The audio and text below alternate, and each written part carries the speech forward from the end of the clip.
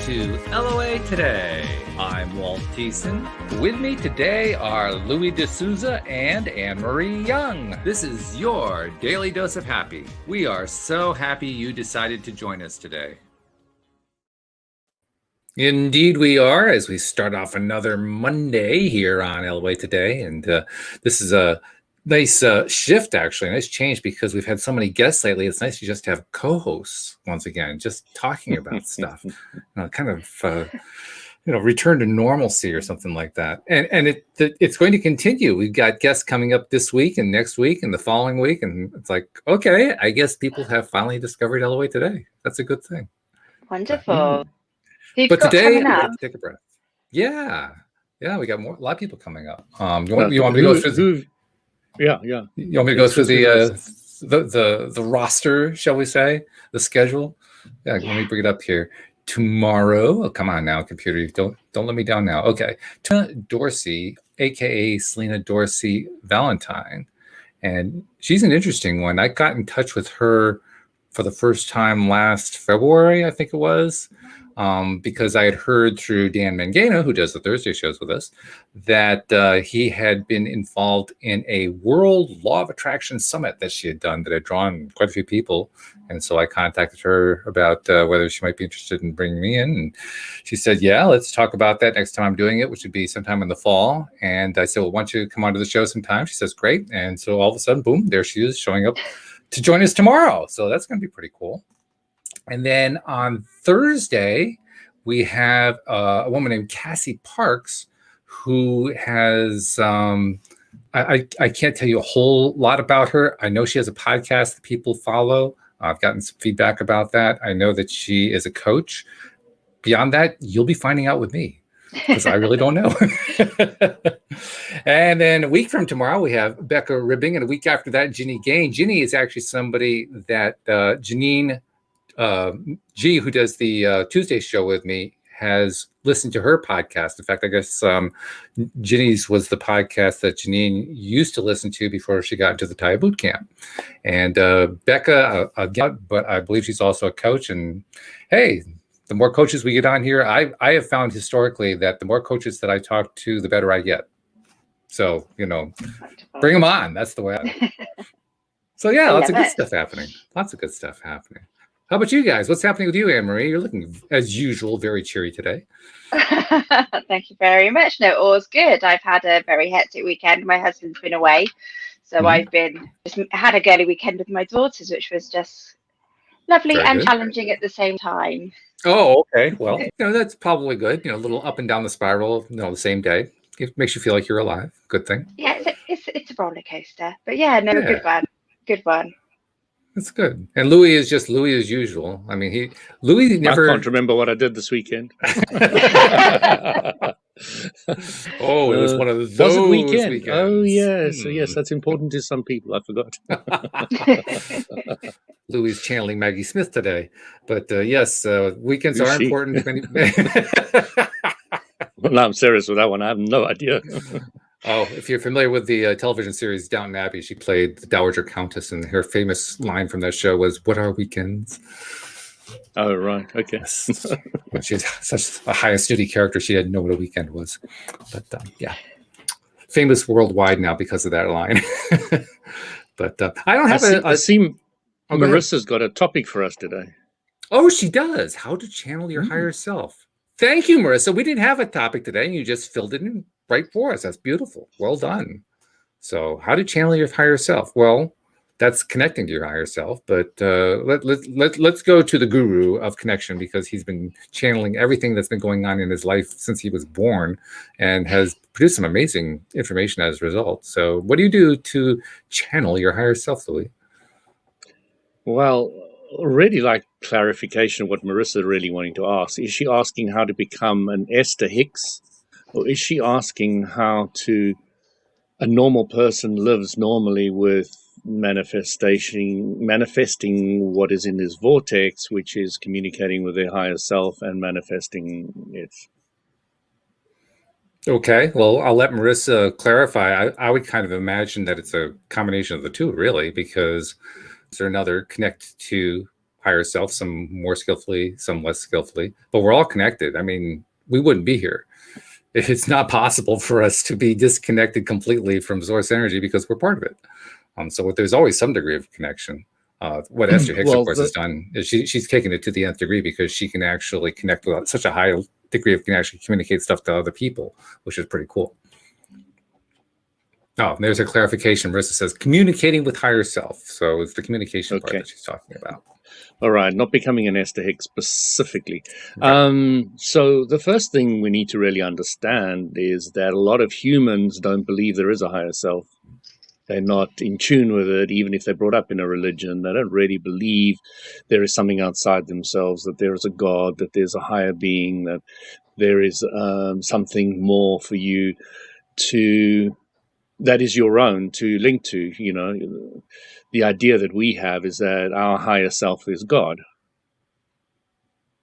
part of God. So, in other words, we're talking to the God or the sacred part of ourselves, and it's a journey to start discovering that part of you actually exists. Yes.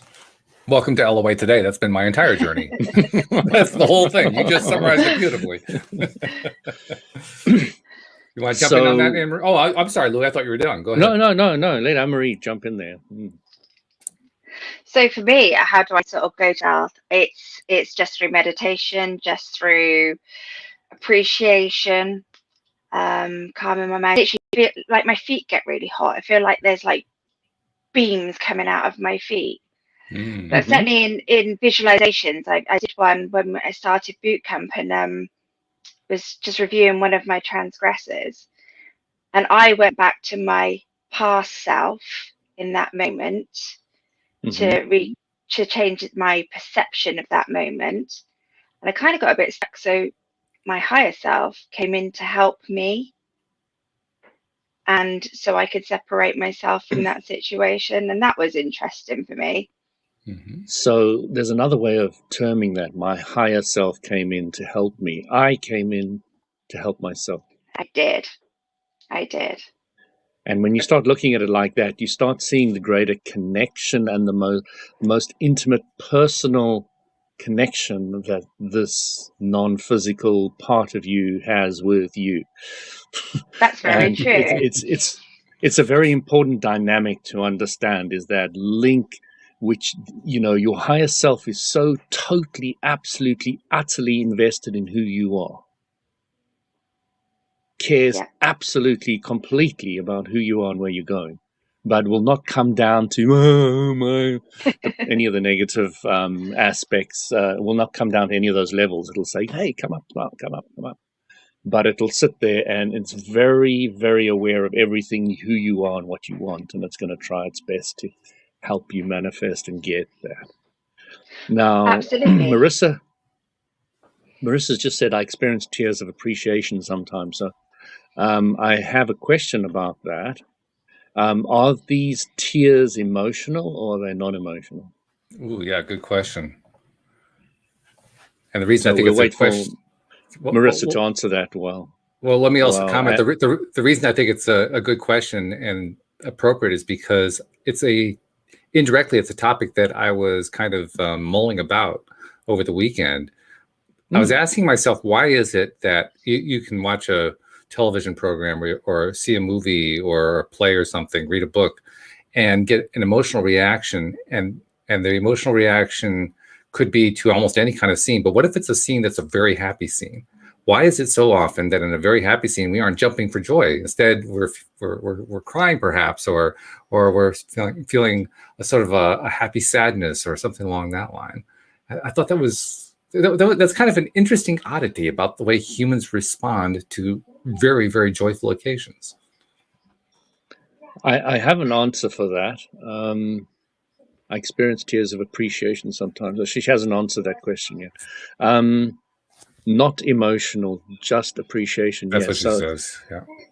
That's kind of what I have as well. I have, Marissa, I have a lot of tears when I have relief and release. Hold on a second, please. Speaking of relief and release. Well, I can understand that because I mentioned last week when I do tapping and I feel that release, I would just get teary. It would just Okay. always happen. Is that emotional? That is emotional, yeah, and a release. Yeah, emotional and happy. Hmm. So, just to answer Walt's question in connection with the way Abram puts it, right, is that if you are happy and joyful, you are not sad. Fair enough. So sometimes we have this conflicting feeling of, oh, I'm sad and happy at the same time and all the rest of it. And what you're going through there is you're going from a more negative emotion to a higher one, and there's the transition. And as you're Right. transitioning, you're feeling the effect of that transition. And it sometimes feels like you're laugh crying, you know, and you get a bit confused in the middle, but it's really just a transition from a more negative emotion to a higher one, or maybe even the flipping between the two. But as Abram says, you can't be sad when you're happy. They are two completely different emotional, vibrational states, and you're either in one or the other. You can't be in both at the same time. So let me ask a follow-up question. If you're in that transitional state, are you happy or are you sad? So if you're right on the cusp from, let's say, rage to hope, which is right on the cusp between what humans define as the negative and the positive on that scale, then at that time you would be flipping into crying, and then you'd be flipping into laughing. So you'd actually be changing between the two, but you'll never be in both at the same time. At the same instant, but it gets confusing because you are flipping or you're transitioning, and it feels very confusing to a human. And it's confusing because you're going through change. Mm-hmm. And change is always a bit unsettling. I would also add that I don't think there's ever a time in our lives when we feel one pure emotion only for an extensive period of time.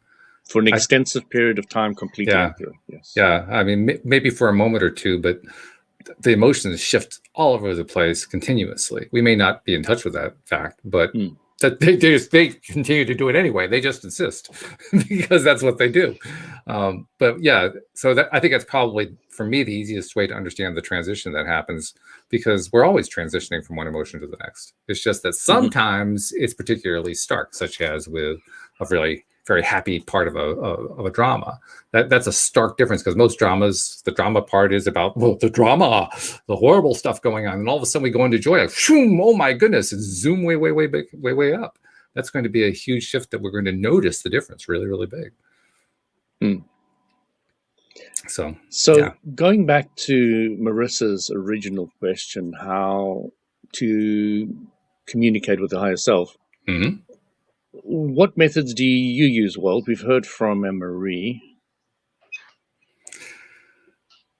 To me, there are two pieces to any communication, whether it be with higher self or my wife or with you guys here on the show. There's the communicating out part and the receiving of communication. Talking and listening, yeah? Talking and listening. And I think the easier one for any of us in connecting with higher self is the talking part, the communicating out part, or which is really going to confuse it, the communicating in part, because it's all inward bound. But that part's the easy part. The harder part for us is the listening part. I think for most of us anyway. And so if you look at Abram Hicks's 3 steps, which is communicating out and which one's communicating in? Oh, I never thought about it that way. Tell me what you think. Well, asking or petitioning or requesting or focusing is out, isn't it? It's step 1 and 2. All right. Yeah. Okay. Yeah. And step 3 would be the allowing, the listening. Okay. Yeah, I could go with that. Yeah. I just like bringing it in always to the basics so that you can see with clarity what's going on. You know, there was this great monk story. This very, very wise monk went from church to church in Russia, and the people loved him. They flocked to him all over the place and all the rest of it. And he came to this one church, And he said to them, I can't go inside. They said, what do you mean you can't go inside? This is our church. We want you to come preach to us. And he says, no, it's full. I said, what do you mean it's full? There's nobody in it yet. He said, no, it's full of petitions, full of asking. He said, there's no space for receiving. So the guy said, well, explain to us what you mean. Well, he said, there's 3 levels of prayer. The first level of prayer is petitioning or asking. I want, I need, I like, I. So the next level of prayer is, what is it now?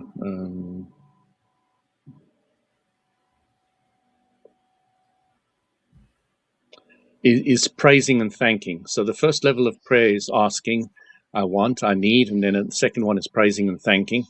And guess what the third one is? Listening, the highest level of prayer, listening. And it's always been a little story that I stuck in my mind for forever. I've brought it on the show probably about 3 years ago. But it's really, really important to understand is that when you're talking about prayer power, Barbie, what is prayer? Prayer is just thought. So you're looking at thought power, or I just wanted to really get away from the word prayer and meditation. So meditation is more listening, prayer is more asking in the general overview of what I perceive it to be in my upbringing. And it's really interesting because once you start understanding the step 1 and the step 3 aspect, or the asking and the listening side of it, then you start really getting clear about what you're doing, when you're doing it, and how you're doing it. Because there's certain times that you really need to listen. And, we've got 2 ears and only 1 mouth. It's amazing how one dominates the other one. There's a reason we've got 2 of these things. So, we're quite good at step 1, especially in the West. But in the East, they taught very much to be step 3, to listen. The Eastern philosophy versus Western.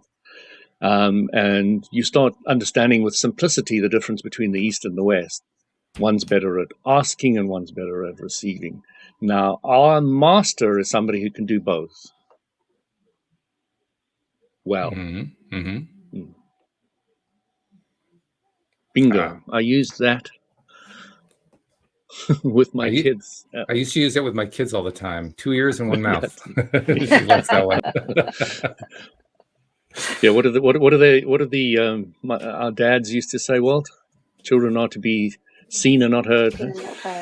Fortunately, my dad didn't say that, but yes, I have been told that many fathers said that. Yeah. Those are fathers who had no clue what their kids had to say, but that's their problem. Anyway, they're the ones who weren't listening. Sorry. Louis, I was just asking, so a lot of people, and myself included, get stuck hammering, where they're asking, where is it? How would you advise people to close that off and start using their ears and listening? Did I ever tell you I was into the occult for a while?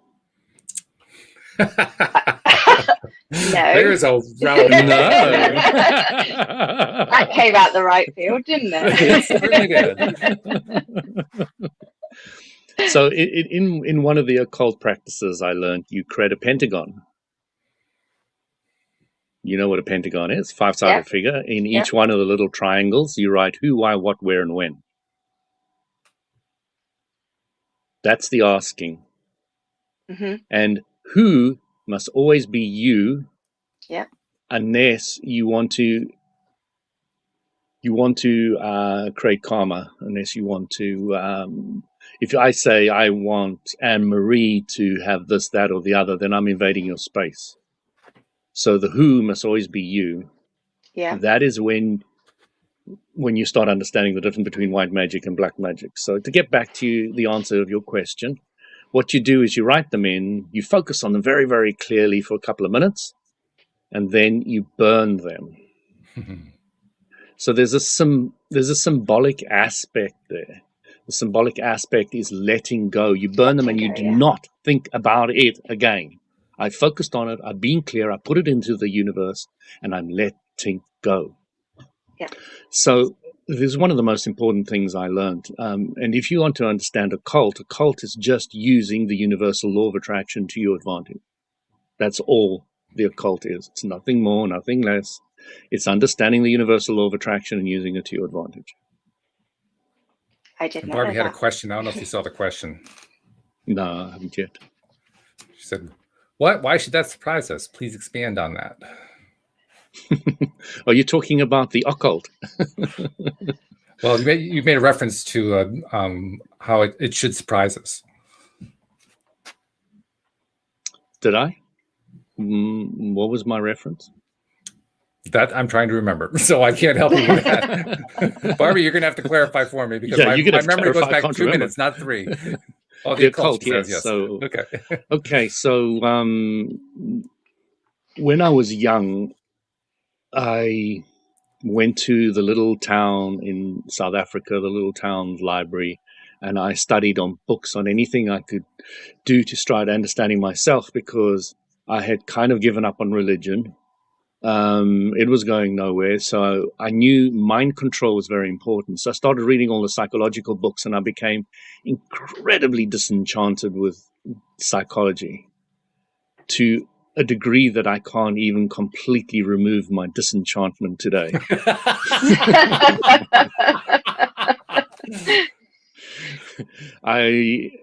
So I moved away from that to somebody who might understand how to get more easier what I wanted. And in all the library books, the occult does come up, and I started reading quite a few books on it and understanding it. Now, to understand occult a bit better, you need to understand what white magic is, and I know I've explained this to well before, what black magic is and what the right way is.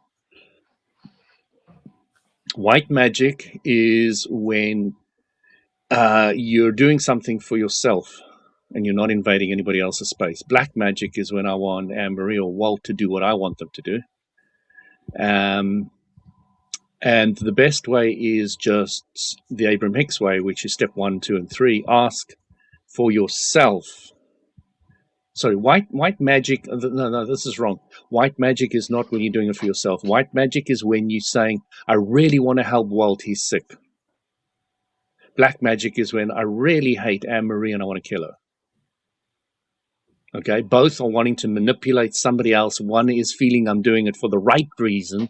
One is feeling that I'm also doing it for the right reason, but the society will perceive it as the wrong reason. Okay, that's the black magic. Is that clear? Is that really clear? Because if it's not, I can explain it. Well, it's clear. I think it also has a built-in confusion to it, but I understand what you're saying. So the way it should be is when you're doing everything for yourself, when you're wanting for yourself. Because I remember I went to a church group and we were all sitting in a circle, and everybody was saying, okay, who are you going to pray for today? Oh, I'm praying for Joe, who's got a test. Oh, I'm praying for this person's mom, they're sick. I'm praying for this. And when I came to them, I said, I'm confused. I said, what are you confused about? I said, so you're saying God is wrong, is doing the wrong things. I said, what do you mean? I said, this person's sick, and don't you think it's divine providence, and they've created that situation for themselves so they can learn something, and now you want to take it away from them? Well, I'm confused. Do you think God's making mistakes here? Do you think you know better than God? You're telling God what to do to fix it. I'm really confused here. So, that was the conflict I struggled with for years and years, until I realized you can do it for yourself.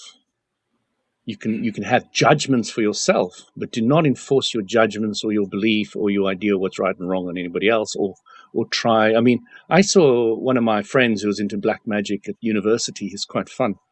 He was a real character, and he taught me a lot. But one of the things the girls used to do is come to him and say, oh, I want this guy to like me. I want this guy to like me. And he said, are you sure you know what you're doing? What happens if you don't want him to like you? I'll do it.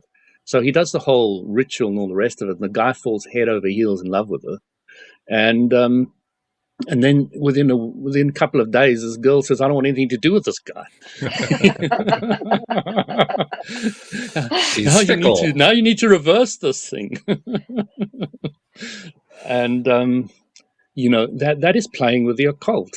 And it's very possible people do have that power and all the rest of it. But once you become centered enough, clear enough about who you are, what you want, about the law of attraction, how it works, these things don't affect you anymore. You become immune to them to a very strong degree, because you're confident, you understand how the law of attraction works, you understand that you control your own reality, you understand that their influence will always be subservient to your own, as long as you're aware that you've got that influence. Then you understand the law of attraction. Then it's going to be easy. It's going to be absolutely simple. I brought up this story before, but it's an appropriate place to bring it up again. I was fast asleep, and when I woke up, I was absolutely frozen in my bed. I was completely awake, 100% awake, but I couldn't move a single solitary muscle in my body. I tried with all my might, with every single bit of effort. I couldn't move a muscle. There was a black force sitting on my chest, holding me down, and it was malevolent. It was horrible. And I was scared out of my little bracket. But I was part of a spiritual group, and we was able to channel let's use the word Holy Spirit, because there's probably Christians out there listening to this. They will understand that, this inner force, the source energy. And I just imagined it washing from my head down to my toes, and it blew this thing away. Totally, absolutely, to the degree I was scared shitless of source energy, not this black thing anymore. Okay. The black thing was bad enough, but this the understanding that source energy is immensely powerful. It's not something to toy with or play with, etc. It's something to have a lot of respect for, and it can be incredibly powerful. But it's always got your back if you understand it there, if you can use it, if you're aware of it. Awareness comes into this again and again and again. It's your level of awareness of what's going on and how things work. There are a few things I want to throw in here. The first one is in response to what you just said, and that is, we all play with source energy every moment of every day. I mean, you can almost not go through life without playing with source energy. So you wouldn't be alive if you weren't. That's right. So cautioning somebody about play with source energy is like cautioning them about being alive. Like, oh, okay, well, if you insist. The other thing I want to point out is no, Walt. I wanted to talk about that. You're completely correct. When I was saying playing with it, I was talking very much specifically to that experience. Naturally, we work with source energy, not necessarily play with it, but in a sense, I was kind of toying with it. I was opening myself up to it and letting it flow through me. And that, in a way, I'm kind of using the word play, but you very accurately and succinctly have stated that, yes, we do work with it all the time. And very often we create scenarios we don't like. That's part of what we do here in the world of contrast. Welcome to the amusement park. So, Louis, was that dark energy your dark energy? Well, I found out many years later from a Nigerian that this is an absolutely typical black magic voodoo type attack to kill somebody. Somebody pays a witch doctor, I don't like this guy, kill him, and they will do this kind of thing to you, this exact thing where black force comes in you, it freezes all your muscles, you can't move, blah blah blah. It's exactly typical of a black magic attack.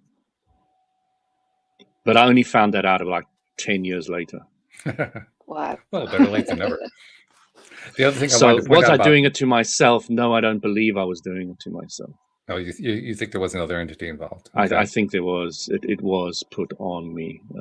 I was not in a place of fearfulness or fear. I don't think I would have been able to open myself to source energy to that degree if I was in a fearful place. Okay, well, we can return to that one in a minute. The other thing I wanted to point out is the way you explain white magic, black magic, and so forth. Certainly, I've heard that approach many times. I think it's very consistent with a lot of approaches. I just want to point out that it's not the only understanding of magic. And the examples that I'll give is Wednesday co-host Cindy Chavez, who very much engages in her own idea of magic, but her idea of magic isn't manipulative. Her idea of magic is the magic that you're creating for yourself in your own life. So she which is the third one that I've been talking about. Yeah. So I just want to broaden it to show that it's not just those two ways of understanding white magic or black magic. There's also a third. No, I very specifically brought in the third one. Okay. The third one was when you do it for yourself. Okay. Yeah. That's fine. Yeah. I'm just looking for clarification here. That's all. And I guess that's the magic, that you just create your own beliefs. You can have your own beliefs around magic, can't you? So. Right. Exactly. Now, Marissa threw up an interesting comment here. I'll put it on screen. She says, one time I felt like my body was flung onto the floor during my nap and my body felt heavy when I awoke.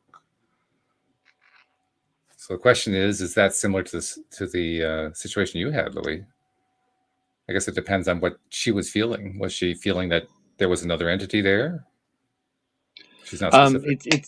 It sounds like there were similarities, but again, I did not realize the intensity or the situation before, during, and after, and what she was thinking. And there's a whole lot of parameters that I'd need to take into consideration. I can talk about myself because I know myself, but I can't necessarily talk about that. It's just, there's one thing that you really need to understand on a spiritual path. There are a lot of distractions.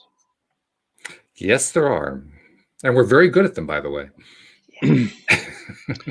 And I like bringing this up because it's a very important understanding. A Sufi master took a Western woman to, she went to him and said, train me. And he said, okay, all I need you to do is to spend time in my physical location, in my space, in my area, around me.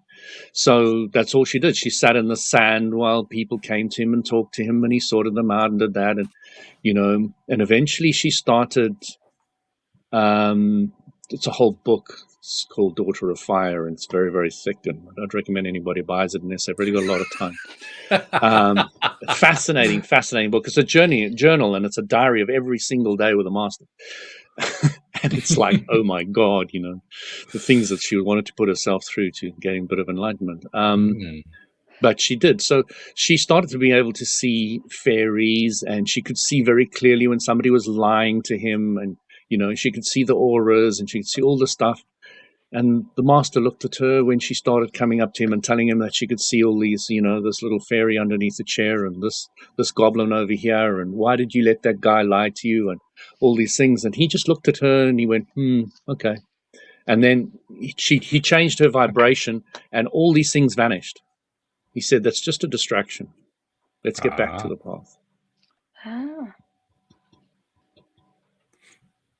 Okay. So things like your body being thrown to the floor and all the rest of it, don't get distracted by that. There's a lot of things you can get distracted by when you're trying to connect with your core and live with yourself and get in tune with who you are and where you want to be and what you want to achieve in this life. Don't get too distracted. There are many distractions. Well, in a sense, you got distracted. You got distracted by this entity jumping on your chest. I'm not saying I haven't been endlessly distracted. I'm just saying that I try to get back on track as soon as possible. Yes. Okay. Yeah. Yes. Yeah. So try, which is the word I was trying to use, try to keep on track and get back on track. That's the important thing. So the back on track story is quite fun. I was doing Kung Fu when I was at university. There was this guy who was doing these beautiful forms on the sports field, and I went up to him and said, hey, what are you doing? He says, oh, I'm a Kung Fu instructor. I said, oh, where's your class? He said, oh, no, I've just arrived down here and I've got no class or anything. So I said, okay, I want to join. I want to be trained by you. I want to learn. He says, okay, come to me every Tuesday and Thursday. So I went to him every Tuesday and Thursday, and we sparred for 6 months just with our hands, nothing else. And he said, okay, you ready? Put on these gloves. And we started sparring. He said, this is a full contact martial art. And we trained just with our hands, just for 6 months. And we started sparring, and he hit me in the face. And I went down, put my hands in my face. And he bent over me with his hands together and he said, Louis, the most important thing is to get your eyes back on the target as quickly as possible. That makes sense. Did it help? And after that, even when women slap me in the face, and I've actually happened to me, my head just goes, "Oop," and then I'm looking straight at you again. It has no effect anymore, because there's a lot of male garbage that goes around being hit in the face and all the rest of it.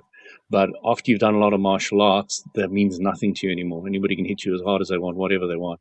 All you're going to do is get back on track as quickly as possible. But I realized it was a philosophy for the whole of life, not just for the martial arts. Mm-hmm. It is the whole of life. No matter what distracts you, get back on track where you're going, where you want to go for it. Good advice. That is good advice. It helps explain why it is that people like martial arts so much, because on the face of it, on the surface, martial arts involves various kinds of fighting, but most of it is about disciplines and mindsets and all this other stuff. It seems to have very little to do with, in the end of the day, with having any fighting. It has more to do with life stuff, life lessons. You learn how not to fight in a proper martial art class. Yes. Mm-hmm. Yes. Mm-hmm. I've got another story about that subject. Do we get to hear it? Do you want it? Are you sure? Walt's heard this once before, I think. So I was at my peak of my martial art training, and I was walking barefoot, little backpack. I had shorts, t-shirt, and in my backpack I had I like walking barefoot. I'm always walking barefoot. So even in the cities I was walking barefoot, and I had my shoes in there, my swimming costume, but I was going to a movie with a friend. So I was getting to the back of this shopping complex, and 5 guys came up to me to mug me. So the first guy went into my stomach and started punching it, but I'd had a rock hard stomach. I've always had a very strong stomach muscles, but after martial arts they were even stronger. So I just tensed them, and he was just hitting the solid wall. The other guy pushed me against the wall. The other guy tried to grab my bag. And then what happened to me is everything slowed into slow motion. I raised up almost out of my body, and I could see the whole scene unfolding. And I saw that there were 2 girls in front. They were going into the shopping center. They looked back. They heard the commotion. They called the guard. The guard came out, took one look, and just went straight back inside. Wanted nothing to do with it. Okay. And I could see this guy coming up to me again, and I said, I've had all my martial arts training. I'm going to take my fist, I'm going to push it into his nose up here, and I'm going to send his nose into his brain and kill him.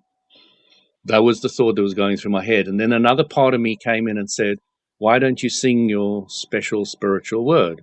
Like It wasn't it was the Hugh. And I just started singing in my head, you. And immediately absolutely everything just dissolved. All the guys just turned around and vanished. Wow. They absolutely just disappeared like nothing. Didn't take anything, didn't do anything to me. The instant I made that decision to choose one way, a spiritual opening up of myself versus an aggressive attacking one, then the whole situation just changed instantly. It's as though it had no choice but to change. So I'm going up the escalator feeling really proud of myself. I chose the spiritual path. And these 2 girls turned to me and said, weren't you scared? Weren't you scared? And I said, no, I didn't want to kill them. So I just failed a spiritual test seconds after I just passed one.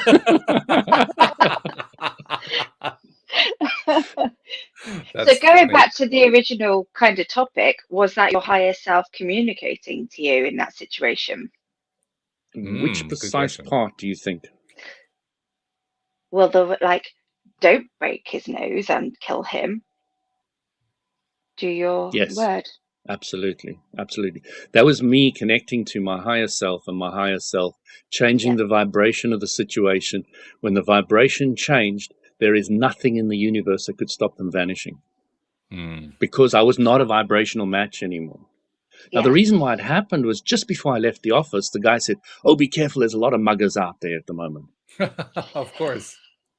So he Of course. activated the vibration, and then I chose to change the vibration back to the higher one, which automatically, when you're in the vibration of what you want, the environment around you just changes instantly.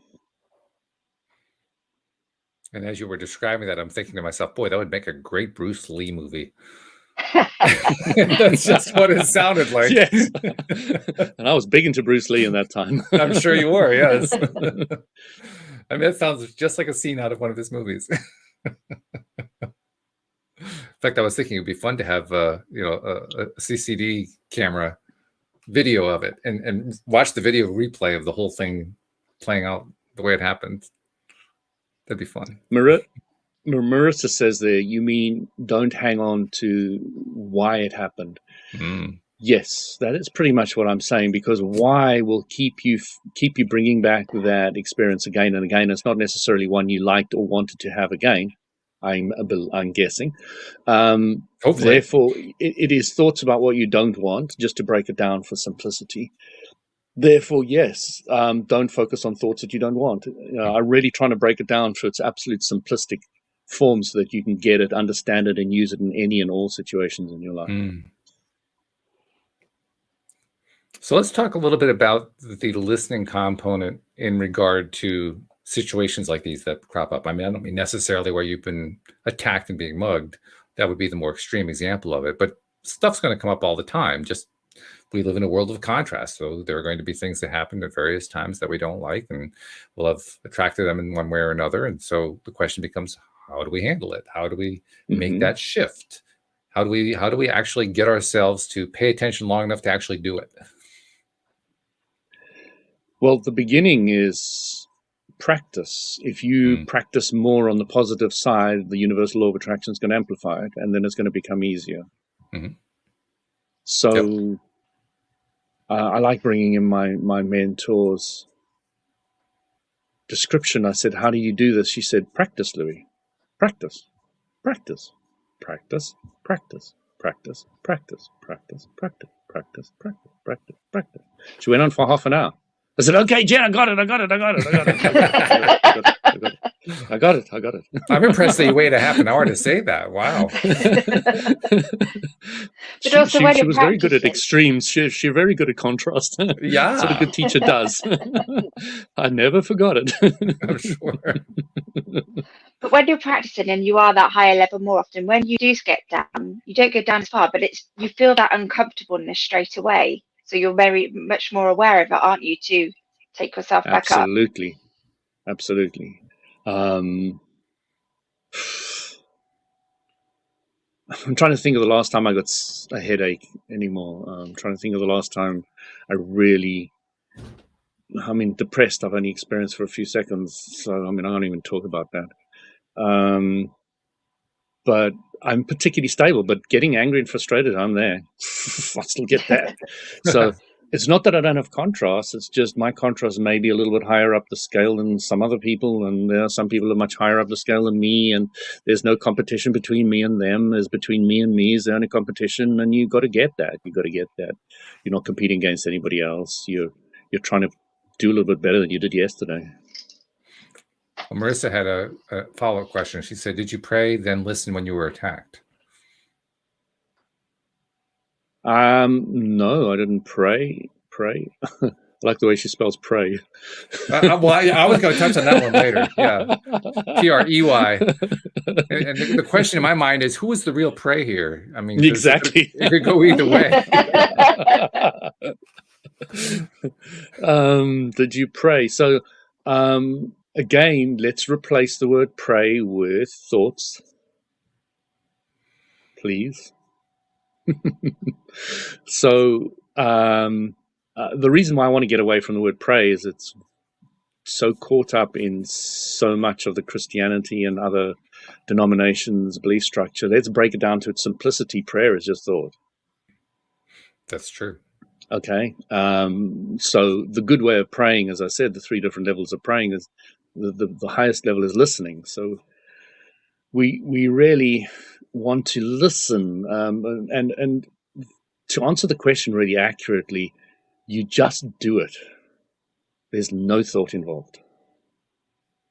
Because you've practiced enough to be in that higher state, occasionally you know that it's absolutely necessary. You become it, and there is no thought involved. It's a becoming, it's a beingness. That's all I can say. I didn't spend time deliberating, should I do this or shouldn't do that. It's just, I want to fight him. Oh, let me do something else. And I just became it. And there was no real thought about it. It was just becoming. And it becomes easier and easier and easier to become without any thought. Thought is often more of a obstacle for people to grow than it is an advantage, because people struggle hugely with the idea of focusing on what they want and then saying, oh, well, I don't have it, which means they're also focusing on what they don't want. So focusing on what you don't want has the big contrast aspect linked to it directly, saying, I want something, but I haven't got it. Or I want something, when's it coming? Or I want something, but I don't have enough money. So, you really want to get to that place where you're just spending a little more time on the higher emotional scale, and becoming very comfortable with contrasting, with experiencing negativity and appreciating it strongly. Okay. Mm-hmm. I always feel this is the big obstacle that people have. They want to stay positive all the time. It's impossible. You didn't come here to be positive all the time. You will not learn if you're positive all the time. Appreciate the negativity. Respect it as your expansion point. So please love negativity for less than 14 seconds. And by the way, the appreciating negativity part, I like to look at it in a even more different way from that. To me, appreciating negativity is how I learn to release. Once I've appreciated negativity, I don't even have to think about the release portion anymore. It just kind of, whoop, something slipped away. There it goes. Bye. You start at step 5. That's right. That's what everybody's talking about, step 5. So, Anne-Marie, step 5 is when you know what you don't want and you immediately turn to what you do want. Mm-hmm. Yeah. You can consciously feel it happening. Yeah. Not, I don't like my ex, I don't like my ex, I don't like my boss, I don't like my boss, don't like my boss, and you're going on for hours and hours and years and months and months. Then it just becomes too big a problem. Law of attraction amplifies it. It just becomes a bigger and bigger issue. So you need to learn to change your vibration. Yeah. And have that trust. Now the good news there is that even if you built up that huge vibration over the years, it's low vibration. So it's not going to take a ton to break it up. It's going to perhaps take some. It's going to take some attention. Could seem like quite a bit of attention, but it's not going to take nearly as much time to reverse it as it is to build it up in the first place. So if you spent 30 years building up, don't worry. You don't have to spend 30 years unbuilding it. It can happen in seconds, and the easiest way to do that is to understand the dirty glass of water scenario. So if you've got a dirty glass, if you've got a dirty glass of water and you keep on filling it with clean water, what's going to happen to the glass of water? You're going to wash it eventually. Yeah. So you don't have to go and visit those negativities. You really, really don't. And that's what I got from Abram. And it's one of the bigger epiphanies I got from Abram, is understanding that you don't have to go back and relive those negative things that happen to you, simply because the more you focus on them, the more they're going to become bigger, aren't they? Mm-hmm. Mm-hmm. One of the biggest things I've learned, and I'm still learning, is that if you slip, if you don't manage a particular moment in time to stay on what you like, and you slip back to what you don't like, so what? If you're alive, you get another chance. Yeah. And if you're not alive, you've got the biggest chance of all, because it's pure positive energy. Do-over. That's what it is. It's a do-over. You get as many do-overs as you want, as long as you're breathing. They're yours. As long as you're playing in the contrast, you get more do-overs. Yeah.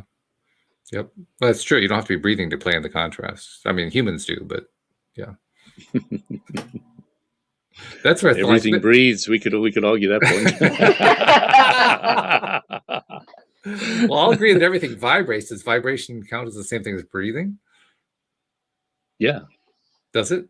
Sorry, say that again. I was just listening to. I would say that reading everything Marissa. vibrates because everything is made of source energy, and source energy vibrates. Therefore, everything vibrates. So, And you can look at vibration as breathing.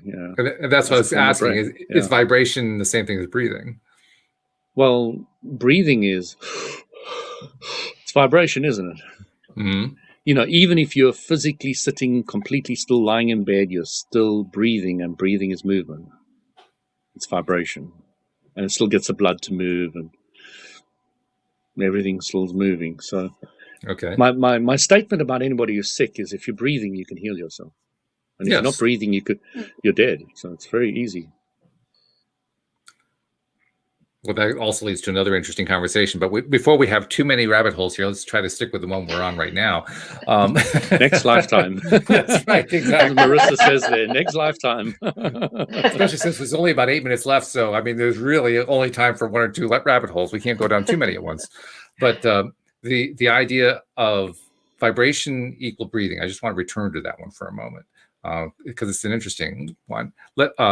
Crystals, for instance, I'm trying to think of something that's considered to be by most people not alive. Most people would say crystals are not alive.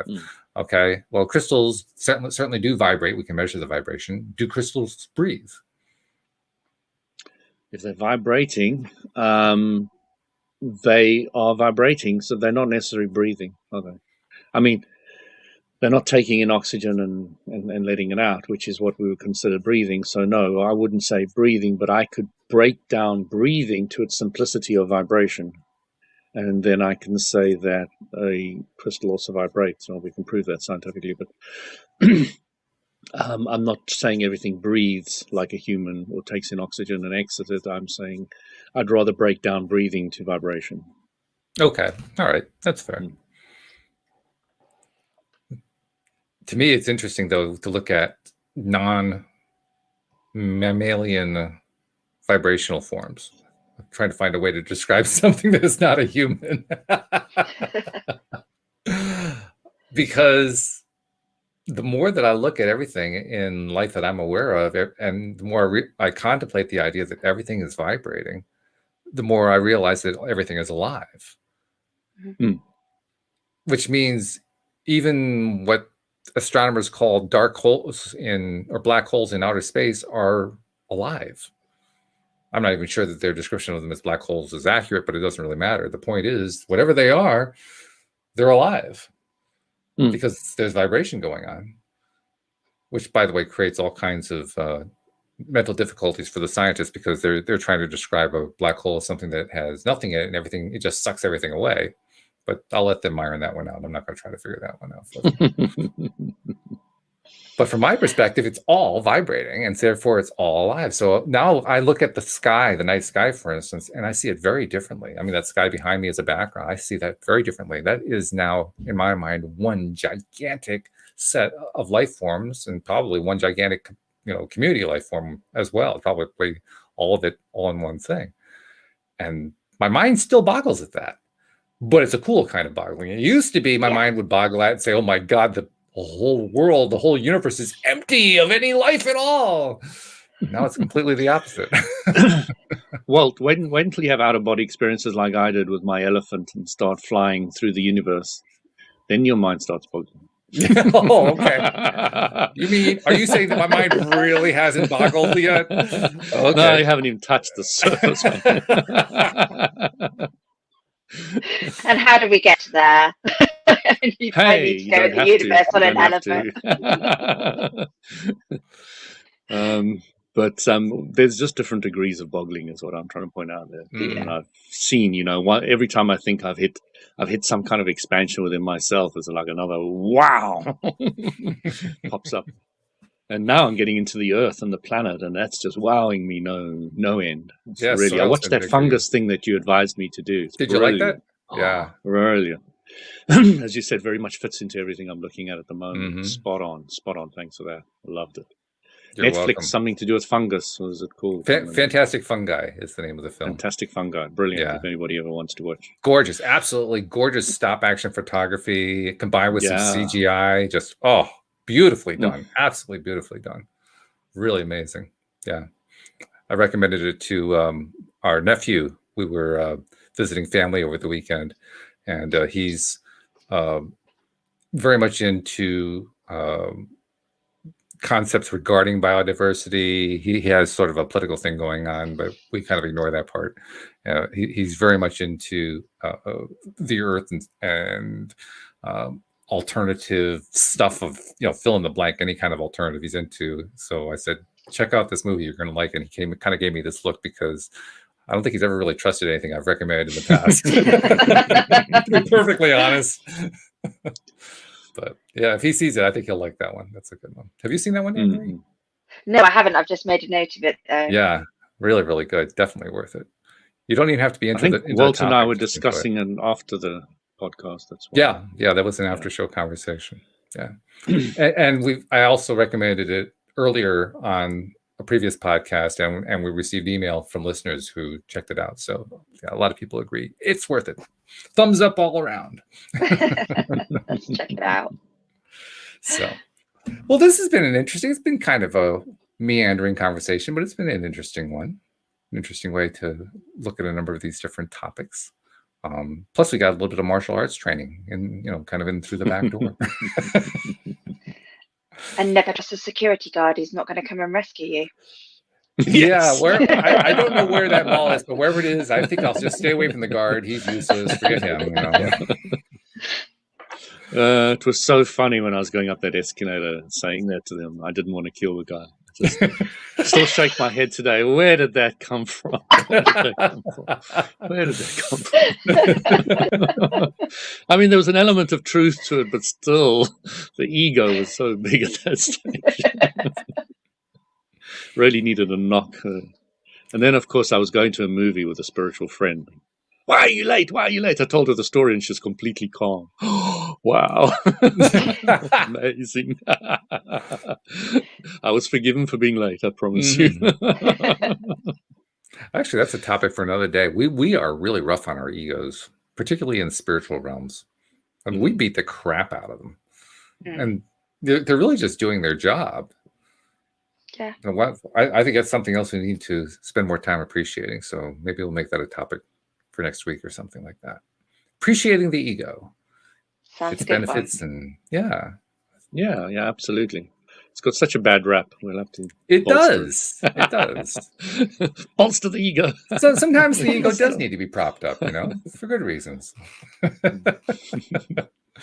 That's a whole can of worms right there. I was going to get into that with the topic of white magic and black magic, because I was going to make the point that one person's white magic is another person's black magic. So which one is absolutely. which? It gets quite confusing after a while because everybody's preferences are different. But that's a subject for another day. Maybe we'll do that when we do the egos. But anyway, this has been fun. So thank you guys very much for that. Be sure to check out the podcast tomorrow because we have that special guest coming through. I have to say that Selena is a fascinating person. She is fearless in the world of promotion, and she put together a really powerful, I think it was her second World Summit on Law of Attraction that she did last winter. And so it's going to be fun learning from her, just to see what she has to share with us. But thank you guys for what you shared today. Very much appreciated and very educational. Thank you to the live streamers who participated as well. And thank you to podcast listeners everywhere, without whom we would not have a podcast. Hey, just saying the truth.